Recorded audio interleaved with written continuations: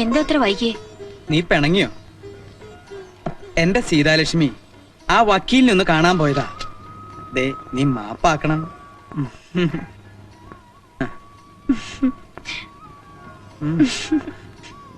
നോക്കട്ടെ. നാശം, ഈ സമയത്ത് തന്നെ അടിക്കണം. ഹലോ, ദമയന്തി പേசுறே. അയ്യോ, അത് നാത്തൂനാ, മദ്രാശിന്നാവും. ചേട്ടൻ ഉറക്കമായിരുന്നോ? അതറിയാനാണോ ഈ പാതിരാത്രി നീ ഇങ്ങോട്ട് വിളിച്ചത്? ഞാൻ അങ്ങോട്ട് വിളിക്കാം. അതെ, അയ്യോ ഫോൺ വെക്കാതെ, ഞാൻ മരിക്കാൻ പോവാ. എനിക്കിനി ജീവിക്കണ്ട ഏട്ടാ. കണവനാ നനച്ച് ഇത്ര നാള് ഞാൻ ക്ഷമിച്ചു. ഇനി എനിക്ക് വയ്യ. അതെ, ഞാനിപ്പോ ചാവും. ദമയന്തി, നീ ഭ്രാന്ത് പറയാതെ. എനിക്ക് ജീവിതം മടുത്തിയേട്ടാ. എന്റെ കണക്കൂട്ടലുകളെല്ലാം പിഴച്ചു. അയ്യോ, ഇന്താലും ശരിപ്പെട്ടു വരാത്. നിനക്ക് അയാളെ വേണ്ടെങ്കിൽ നീ ഇങ്ങോട്ട് പോരെ. ബുദ്ധിമുട്ടാവും. അയ്യോ, എനിക്കൊരു ബുദ്ധിമുട്ടില്ല സീതാലക്ഷ്മി, നീ പറഞ്ഞോട്ടെ. എന്റെ നാത്തൂനെ അവ്യയം കാണിക്കല്ലേ. ഇനി പോരെ, ഞങ്ങളൊക്കെ ഇല്ലേ ഇവിടെ. ഇത് എവിടുന്നാ വിളിക്കുന്നേ? മദ്രാശിന്നാ? നീ തന്നെ ഇത് എവിടുന്ന വിളിക്കുന്നേ? മദ്രാശിന്നാണോ? പിന്നെ എവിടുന്നാ? അടുത്തെന്ന് പറഞ്ഞാൽ? തൊട്ടടുത്തെന്ന് പറഞ്ഞാൽ? ഏത് വാതില്? എവിടുന്നാ? ഈ ബെഡ്റൂമിന്റെ മുമ്പിൽ നിന്നു.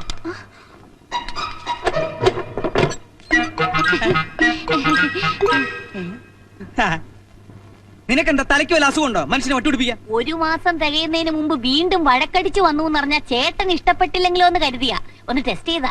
ഇനി എന്നാ മടക്കം? ഇനി പോകുന്നില്ല. അത് നിന്റെ സ്ഥിരം പല്ലവിയല്ലേ? അയ്യോ, ഇത് അതുപോലല്ല. ഇനി ഞാൻ മദ്രാസിൽ പോയ ചെറുപ്പത്തിനെ ഞാൻ കൊല്ലും. അത്രക്ക് ക്ഷമിച്ചു ചേട്ടാ. ഇന്നലെ നിസ്സാര ഒരു കാര്യത്തിനാണ് ഞങ്ങൾ തമ്മിൽ ഉടക്കിയതേ. ചേട്ടൻ കേട്ടോണേ. അതെ, നമ്മളൊക്കെ ചായക്ക് പഞ്ചസാരയല്ലേ ഇടുന്നേ. അപ്പൊ ലേശം ഒരു ചേഞ്ച് ആയിക്കോട്ടെ എന്ന് ഞാൻ ഒരല്പം ഉപ്പിട്ടു. അപ്പൊ തന്നെ കുടിച്ച ചായന്റെ മുഖത്തോട് തുപ്പ്. ഞാൻ വെട്ടിക്കൊല്ലാൻ വാളെടുത്തതാ. ഉടനെ ഒരു പറച്ചില്, അമ്മാ നീ ഡൈവോഴ്സ് വാങ്ങി പോമാന്ന്. ആ സെക്കൻഡിൽ ഈ പെട്ടി മൊബൈൽ വഴി ഞാൻ വണ്ടി കയറിയതാ. നിന്നോട് ആരെങ്കിലും പറഞ്ഞു അവന്റെ കൂടെ ഒളിച്ചോടി പോവാൻ? അതിന് നേരെ ഓടാൻ ചേട്ടൻ സമ്മതിക്കുവോ? ഞാനിങ്ങനെ വീട്ടിനകത്ത് ഭൂത്തുലഞ്ഞ് നിന്നിട്ട് ചേട്ടൻ കണ്ട ഭാവം നടിച്ചോ? നാട്ടിൽ എത്രയോ ചെറുപ്പക്കാരുണ്ട്, പക്ഷെ ദമയന്തിക്ക് മാത്രം ചെറുക്കനില്ല. എനിക്ക് എന്താ ഒരു കുറവ്? കാണാൻ നല്ല ഗ്ലാമറല്ലേ? ഇല്ലേ? അപ്പൊ ചേട്ടന് ബിസിനസ് മാത്രം മതിയായിരുന്നു. തിരക്കൊക്കെ കഴിഞ്ഞ് എന്നെ കെട്ടിക്കാൻ നേരെ ആവുമ്പോഴത്തേക്കും എന്റെ സ്ത്രീജന്മം മൂടോടെ പാഴായി പോകത്തില്ലേ? തലയ്ക്ക് സുഖമില്ലാണ്ട എന്താ ചെയ്യാ? അയാൾക്ക് അങ്ങനെ പോയോ നാത്തൂനെ? ഞാനും ഒരു പെണ്ണല്ലേ. ചുക്കിനും ചുണ്ണാമിനും കൊള്ളാത്ത പ്രായത്തിൽ എന്തിനാ പിടിച്ച് കെട്ടിക്കുന്നത്? അതുകൊണ്ടാ കമ്പനി വന്ന പാണ്ഡ്യയുടെ കൂടെ ഞാൻ ഒളിച്ചോടിയത്. ചേട്ടനോട് ഒരു വാക്ക് പറഞ്ഞിട്ട് മതിയായിരുന്നു. അതെ, തമിഴ് പണ്ടേ എന്റെ ഒരു വീക്ക്നെസ് ആണ് നാത്തൂനെ. അയാള് പച്ചവെള്ളം പോലെ തമിഴ് പറയുന്ന കേട്ടപ്പോഴേ അയ്യോ എന്റെ കരളങ്ങ് വെള്ളമായി പോയി. പിന്നൊന്നും ആലോചിച്ചില്ല, അയാളോട് ഞാനങ്ങ് ഒളിച്ചോടി. അതെ, തമിഴ്നാട്ടിൽ ഭിക്ഷക്കാരി പോലും തമിഴാ പറയുന്നേ. അയ്യോ, സംസാരിച്ച് നിൽക്കാറെ നാത്തൂമ്പാ, എനിക്ക് വിശക്കുന്നു. വാ. അയ്യോ, രേണുമോൾ എവിടെ? തലവേദനയാണെന്ന് പറഞ്ഞ് നേരത്തെ കിടന്നു. കുഴപ്പമില്ല, ഞാൻ രാവിലെ കണ്ടോളാം. നീ എപ്പോ വന്നേ? ഞാൻ രാവിലെ വന്നു. ആന്റി എവിടുന്ന് ഒറ്റയ്ക്കാണോ വന്നത്? അല്ല, ട്രെയിനിൽ 10,000 പേരുണ്ടായിരുന്നു. അതുപോലെ എനിക്ക് വിശക്കുന്നേ വല്ലതും കഴിച്ചിട്ട് വരാം. നാത്തൂമ്പാ. എടാ,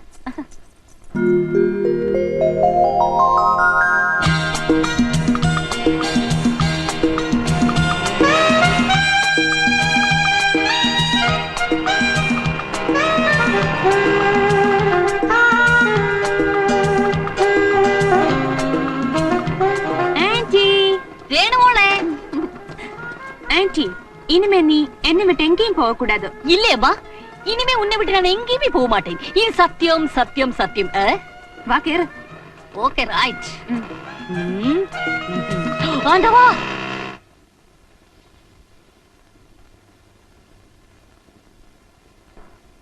ചേട്ടാ ചേട്ടാ എണീക്കൂ.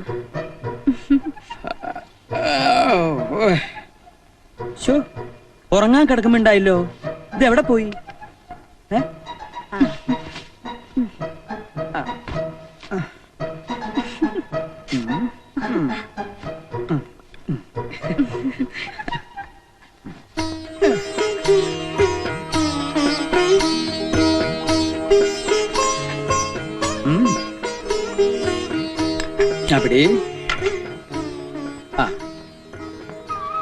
അവിടെ പേപ്പർ വേണ്ട, നീ വായിച്ചു കേൾപ്പിക്കുമ്പോഴാ പ്രഭാത ബേരിക്കൊരു സുഖം.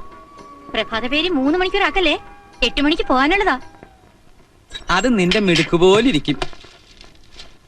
ഫോൺ ചോർത്തൽ CBI കേസെടുത്തു. ന്യൂഡൽഹി. അതെ, ഹെഡ്ലൈൻ മാത്രം വായിച്ചാൽ മതി. മന്ത്രിയെ പന്നി കടിച്ചു. ചട്ടങ്ങൾ തയ്യാറാക്കാൻ ഗവൺമെന്റിന് അധികാരം. റബ്ബർ വില ഇനിയും കൂടും.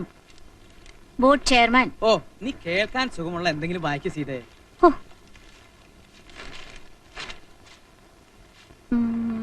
കേരളത്തിൽ എണ്ണവില കുറയും. പെട്രോൾ ഇറക്കുമതി ചെയ്യാൻ കേന്ദ്ര തീരുമാനം. ആശ്വാസായി. സംഭവം ക്ലീൻ. നല്ല സുഖം. നിനക്കോ? ഛേ, ആ, രമേശന്റെ കാര്യം എന്തായി? എന്തോന്ന്? ഒന്ന് തുപ്പിയിട്ട് പറ. അവൻ സ്വന്തമായിട്ട് എന്തെങ്കിലും ബിസിനസ് തുടങ്ങട്ടെ, നമുക്ക് സഹായിക്കാം. നമുക്കൊരു മോളുള്ളതാ. ഇനി അവളുടെ കാര്യം മാത്രം നോക്കിയാ മതി. ആ, ആ. അവളുടെ കാര്യം കൂടി കഴിഞ്ഞാൽ പിന്നെ നമുക്ക് എന്നും രാഗം, താനം, പല്ലവി. നാത്തൂനപ്പുറത്തുണ്ട് മനുഷ്യ. അവൾക്ക് പണ്ടേ ചെവി കേൾക്കില്ലെന്ന് നിനക്കറിയാം. പറയല്ലേ ചേട്ടാ. പഴനിയാണ്ടവൻ സഹായിച്ച് എന്റെ ചെവിക്ക് യാതൊരു കുഴപ്പവുമില്ല. ആവശ്യമില്ലാത്തതാണെങ്കിൽ എത്ര അടക്കി പറഞ്ഞാലും വൃത്തിയായിട്ട് എനിക്ക് കേൾക്കാം.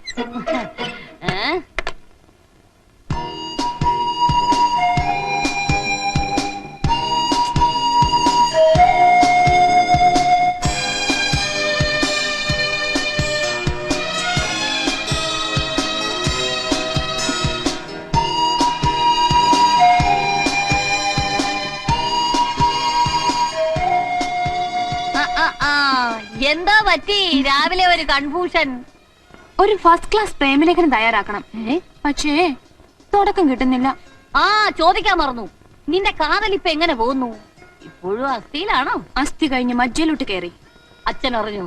ആ, പക്ഷേ അറിഞ്ഞില്ലെന്ന് നടിച്ച് നടക്കുവാണെന്ന് തോന്നുന്നു. ബാലേന്ദ്രൻ ഇന്നൊന്ന് കണ്ടാലോ? ആൾ ഒരാഴ്ചയായി സ്ഥലത്തില്ല.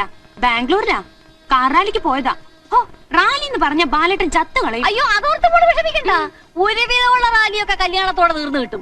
പിന്നെ കല്യാണം കഴിഞ്ഞാൽ കാർ റാലി പോയിട്ട് ഒരു സൈക്കിൾ റാലിക്ക് പോകാനുള്ള ആവേശം പോലും കാണത്തില്ല. അതുറപ്പ്. അതങ്ങ് പാണ്ടിയില്. ഇവിടെ അതല്ല. പ്രേമത്തിന്റെ ടെമ്പോ കുറയാതിരിക്കാൻ ബാംഗ്ലൂർ അഡ്രസ്സിൽ ഒരു ഉഗ്രൻ സാധനം അങ്ങ് കാച്ചാന്ന് വെച്ചാ. ആന്റിക്ക് കിട്ടിയ പഴയ സാധനം എല്ലാം കയ്യിലുണ്ടോ? പിന്നില്ലേ, ഇഷ്ടം പോലെ ഉണ്ടായിരുന്നു. നിന്റെ അച്ഛൻ തീരെ കലാബോധമില്ലാത്തവനാ. ഞാൻ ആ തമിഴനോട് ഒളിച്ചോടിയ ദിവസമേ എല്ലാം പേർക്ക് തീയിലിട്ടു. അയ്യോ, പുരാവസ്തു വകുപ്പിൽ വെക്കേണ്ട മെറ്റീരിയൽസ് ആയിരുന്നു. ഒരു കോപ്പി പോലും എടുത്ത് വെക്കാൻ പറ്റിയില്ല. എത്ര തലമുറയ്ക്ക് ഉപയോഗപ്പെടേണ്ടതായിരുന്നു. ആ, പോട്ടെ. നീ വിഷമിക്കൊന്നും വേണ്ട. ആന്റി മോക്കൊരെണ്ണം ഡ്രാഫ്റ്റ് ചെയ്ത് തരും. പോരെ? ആ, എന്നാ ഐശ്വര്യമായിട്ട് തുടങ്ങിക്കളയാം. ക്യാപിറ്റൽ ലെറ്റർ തന്നെ എഴുതിക്കോ. പരമപ്രാണേശ്വര ഓർ എൻ കാതലെ. പ്രേമത്തിന്റെ നടുക്കടലിൽ സ്വപ്നത്തിന്റെ ഉപ്പുചാക്കുമായി വന്ന തോണിക്കാരിയാണ് ഞാൻ.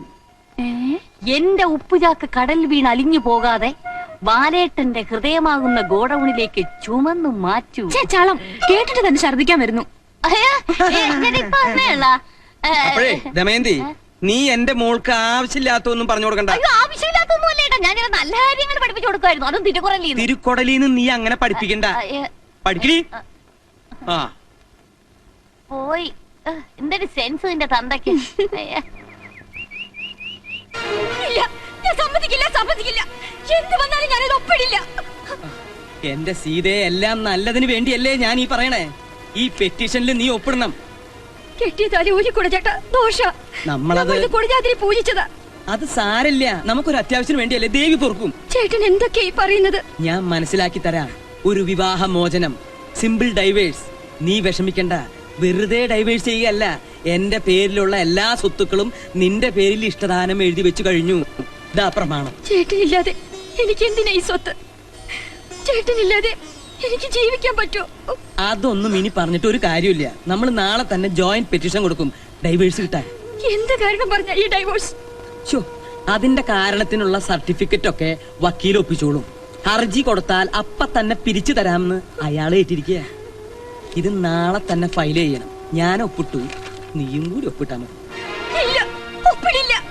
നീ ഇതിൽ ഒപ്പിട്ടില്ലെങ്കിൽ നമ്മുടെ സ്വത്ത് മുഴുവൻ ബാങ്കുകാരും കടക്കാരും വന്ന് കൊണ്ടുപോകും. കമ്പനിയുടെ കടബാധ്യത 2 കോടിയാ. അതിൽ 1 കോടിക്ക് ഞാൻ സമാധാനം പറഞ്ഞേ പറ്റൂ. എന്നാലും വേണ്ടില്ല, ഞാൻ ഇതിന് കൂട്ടി നിൽക്കില്ല. എങ്കിലിത് സംഭവിക്കും. നമ്മൾ കഷ്ടപ്പെട്ടുണ്ടാക്കിയ സ്വത്ത് മുഴുവൻ കടക്കാർ വന്ന് കൊണ്ടുപോകും. പ്രായമായ മോളുടെ കൈയും പിടിച്ച് നമ്മൾ തെരുവിലിറങ്ങും. വല്ല വാടക വീട്ടിലോ കടത്തെണ്ണയിലോ അന്തി ഉറങ്ങാം. ജീവിതം മുഴുവൻ പട്ടിണിയിലാവും. മോളെ ഏതെങ്കിലും ഒരു നിർധനന്റെ കയ്യിൽ ഏൽപ്പിക്കേണ്ടി വരും. നമ്മുടെ മോളെ ഇങ്ങനെ വഴിയാധാരമാക്കാനാണോ നമ്മൾ ഇത്രയും കഷ്ടപ്പെട്ടത്? എല്ലാ സ്വത്തുക്കളും നിന്റെ പേരിലാക്കി നിന്നെ ഡൈവേഴ്സ് ചെയ്താൽ ഈ കടക്കെണിയിൽ നിന്നും ഞാൻ അതിവിദഗ്ധമായി തലയൂരും. നമ്മൾ ഈ ദാമ്പത്യം മുറിക്കുന്നത് നിയമത്തിന്റെ കണ്ണിൽ മാത്രമാണ്. പഴയതിലും അടിച്ചു പൊളിച്ച് നമ്മൾ ഭാര്യാഭർത്താക്കന്മാരായി സുഖമായിട്ട് ഇവിടെ കഴിയും. ഇത് നിയമത്തിന്റെ കണ്ണിൽ പൊടിയിടാനുള്ള വെറും ഒരു ചെറിയ ടെക്നിക്കാണ്. എന്റെ മോളൊന്ന് ഒപ്പിട്ടെ.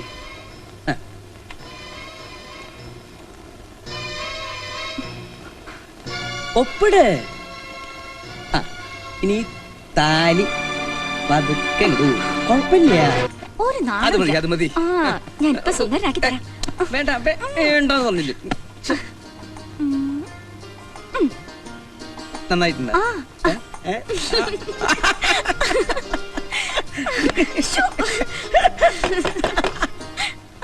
ആരാത്? വേണ്ടപ്പെട്ട ഒരാളാ. വേണ്ടപ്പെട്ട ആളാന്ന് പറഞ്ഞാൽ വേണ്ടപ്പെട്ട ഒരാള് രമേശൻ. അവന്റെ ചില സമയത്ത് തമാശകൾ കാണണം. നീ കണ്ടല്ലേ? ഇതിനകത്ത് എന്താണ് ബിസിനസ്? അത് കൊള്ളാം. പാതിരാത്രിക്ക് എന്റെ വീട്ടിൽ കയറി വന്ന് എന്നോട് ചോദിക്ക ഇതിനകത്ത് എന്താ ബിസിനസ്? ഇത് നിങ്ങളുടെ വീടാണെന്നോ? അപ്പൊ പാപ്പരാകാൻ വേണ്ടി കോടതിയിൽ പറഞ്ഞതൊക്കെ പച്ച കള്ളമാണെന്നോ? ഏതാ ഈ ഉമ്മൻ? ഉമ്മനോ? ഉമ്മനല്ല, ഉമൺ, സ്ത്രീ. അതെന്റെ ഭാര്യ. ആ മുഖം ഒന്ന് കാണണം. വക്കീൽ, എല്ലാത്തിനും ഒരു അതിരുണ്ട്. ഞങ്ങളുടെ കിടപ്പുമുറി വന്നിട്ട് ഞങ്ങൾ എഴുന്നേൽപ്പിച്ചിട്ട് എന്റെ ഭാര്യയുടെ മുഖം കാണുന്നു പറഞ്ഞാ സ്റ്റോപ്പ് യുവർ ബ്ലീഡിംഗ് നോൺസെൻസ്. ഇവർ നിങ്ങളുടെ ഭാര്യയോ? കോടതി രേഖകൾ പ്രകാരം Hindu marriage act section 13B അനുസരിച്ച് ഈ സ്ത്രീയെ നിങ്ങൾ 31/3/97 മോർണിംഗ് 11:30 ഡിവോഴ്സ് ചെയ്തു. You follow me? എന്നിട്ടും ഈ സ്ത്രീയുമായി നിങ്ങൾക്ക് എന്താ ബന്ധം? യാതൊരു ബന്ധമില്ല. Then this is house trespassing in the midnight, which is punishable under section 456 of IPC. പാതിരാത്രിയിൽ പരസ്ത്രീയുടെ പട്ടുമെത്തയിൽ പള്ളി ഉറങ്ങാൻ ഒരു സാധാരണ പൗരന് അവകാശമില്ല. പിന്നെയാണോ ഒരു പാപ്പർക്ക് പാപ്പരെ 3 വർഷം തടവും പിഴയും.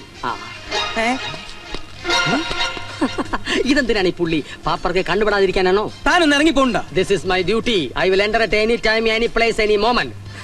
ഡിവോഴ്സ് നേടി നാട്ടുകാരെ മണ്ടന്മാരാക്കിയതോ പോട്ടെ, നിയമത്തിന്റെ കണ്ണിൽ പൊടിയിട്ടിട്ട് വീണ്ടും നിങ്ങൾ ഭാര്യ ഭർത്താക്കന്മാരായി സുഖിച്ച് ജീവിക്കുകയാണല്ലേ? അങ്ങനെയാണെങ്കിൽ നിങ്ങളത് സമ്മതിച്ചാൽ മതി. നിങ്ങൾക്കൊരു 7 വർഷത്തെ പ്രശ്നം വരും. അതോടെ എന്റെ ഡ്യൂട്ടി തീരും. നിങ്ങൾ ഉദ്ദേശിക്കുന്ന പോലെ ഞങ്ങൾ തമ്മിൽ യാതൊരു ബന്ധമില്ല. വെറുതെ കുനിച്ചുണ്ടാക്കരുത്. പിന്നെ എന്തിനാണ് നിങ്ങൾ ഇവരുടെ മുറിക്കരുത്? പറയൂ. ബോറടി മാറ്റം വെറുതെ ഒന്ന് കരുതാ. അന്യ സ്ത്രീയുടെ കിടപ്പറ നിങ്ങൾക്ക് ബോറടി മാറ്റാനുള്ള സുവാസ കേന്ദ്രമാണോ? അതും ക്രിമിനൽ ട്രസ്പാസ് സെക്ഷൻ 442. ജാമ്യം കിട്ടുകയല്ല. Non bailable offence. ഒരു കാര്യം ഞാൻ ഉറപ്പിച്ചു പറയാം. അനാവശ്യ ചിന്തയോടെ ഈ പെണ്ണുമ്പിള്ളയുടെ മുറിയിൽ വലിഞ്ഞു കയറാമെന്നുള്ള വ്യാമോഹം മനസ്സിലുണ്ടെങ്കിൽ അതിപ്പോഴേ പറിച്ചു കളഞ്ഞേരെ. രാവും പകലും ഞാൻ ഈ വീടിന്റെ പരിസരത്ത് തന്നെ ഉണ്ടാവും. അടുത്ത 3 മാസം ഞാൻ ഈ വീടിന്റെ മുകളിൽ കാർമേഘമായി ചൂഴ്ന്നു നിൽക്കും. 90-ാം ദിവസം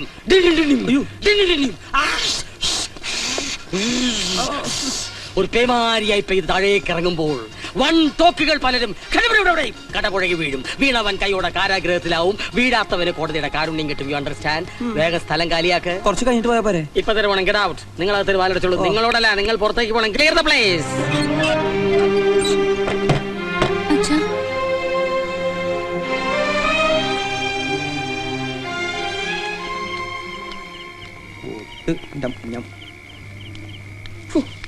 അധമർണം നായരെ, ദാമ്പത്യത്തിന്റെ ആദ്യത്തെ കല്ലിളകി വീണു അല്ലേ?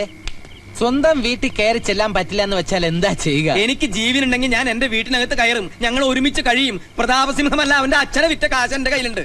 അതെ, വിറ്റ കാശ് എണ്ണി നോക്കുമ്പോ 500 രൂപ കൂടാൻ പാടില്ല കേട്ടോ. നമ്മൾ 500-ന് താഴെ വിലയുള്ള പാപ്പരാണ്. നീ പോടാ. ഞാൻ തുടങ്ങിയിട്ടേ ഉള്ളൂ. ഇതിലും വലിയ ആപത്തുകൾ ഒരു മുറി വേണം. എന്താ സാറേ, വീട്ടിലാരും ഇല്ലേ? ഒരു രസത്തിന് ഭാര്യയ്ക്ക് ഒരു സസ്പെൻസ് ആയിക്കോട്ടെ എന്ന് കരുതിയ. സാറിന് 500 കൊടുക്ക. പെട്ടിയില്ല സാറേ. തൽക്കാലം ഉടുതുണി മാത്രമേ ഉള്ളൂ. പെട്ടിയില്ലെങ്കിൽ മുറി തരില്ലേ?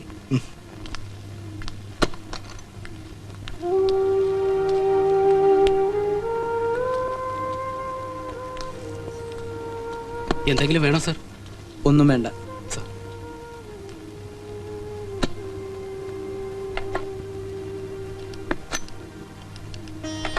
ഹലോ, ഞാൻ മാധവേട്ടനാ. എന്തായി? അയാള് പോയോ? ചേട്ടൻ വിഷമിക്കണ്ട. ആ കമ്മീഷൻ പോയിട്ടില്ല. അയാളൊന്ന് മാറി കിട്ടിയാൽ ഉടൻ കൊടുത്തയക്കാം. വരൂ.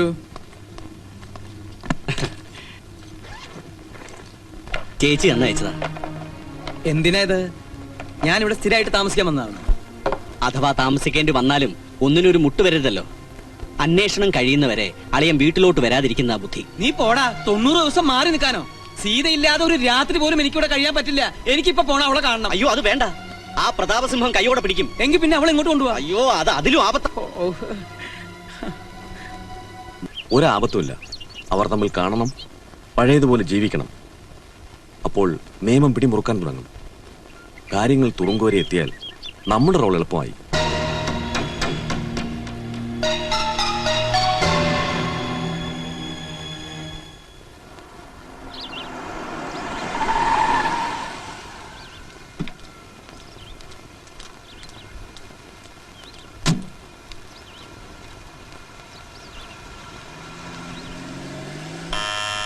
വരൂ. ആ മോളെവിടെ? വീട്ടിലുണ്ട്. തൽക്കാലം നീ ഇവിടുന്ന് പോണ്ട. ആ സിംഹത്തിന് അവിടെ നിന്ന് കെട്ടിയെടുക്കുന്നവരെ നമുക്കൂടെ കഴിയാം. അയ്യോ അത് കുഴപ്പാവും.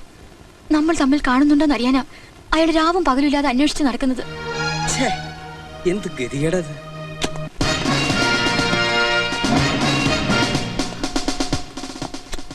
ആരായത്? സീത, എന്റെ ഭാര്യ. വെറുതെ വേഷം കെട്ട് കാണിക്കരുത്. സത്യം പറഞ്ഞില്ലെങ്കിൽ ചവിട്ടി നടുവിയാൻ ഓടിക്കും. പറ, ആരാ സ്ത്രീ? എന്റെ ഭാര്യയാണ് സാർ. ആരോട് വേണമെങ്കിലും ചോദിച്ചോ, ഒന്ന് പറഞ്ഞു കൊടുക്കടോ. പുള്ളിക്കാരന്റെ വൈഫാണ് സാർ. തന്റെ വക്കാലത്ത് വേണ്ട. റെയ്ഡ് സമയത്ത് ഏതെങ്കിലും മാനേജർമാർ സത്യം പറഞ്ഞിട്ടുണ്ടോ? രജിസ്റ്ററോടെ ഇതിൽ മാധവൻ നായരുടെ പേര് മാത്രമേ ഉള്ളല്ലോ. രണ്ടുപേരും കൊണ്ട് മാറി നിൽക്ക്. ഇവർ ഭാര്യയാണെന്നുള്ളത് എന്താ തെളിവ്? സ്വന്തം ഭാര്യയ്ക്ക് എന്തിനാ സാർ തെളിവ്? വേണം. മാരേജ് സർട്ടിഫിക്കറ്റ് ഇല്ല. കെട്ടുതാലി പോലും ഇല്ല. അത് ഞാൻ ഊരി വെച്ചിരിക്കുക. എന്നോട് നാടകം കളിച്ചാ അടിച്ച് ഷേപ്പ് ചെയ്യാൻ മാറ്റും. ഭാര്യയാണ് പോലും. നടക്കാൻ നടക്കാൻ.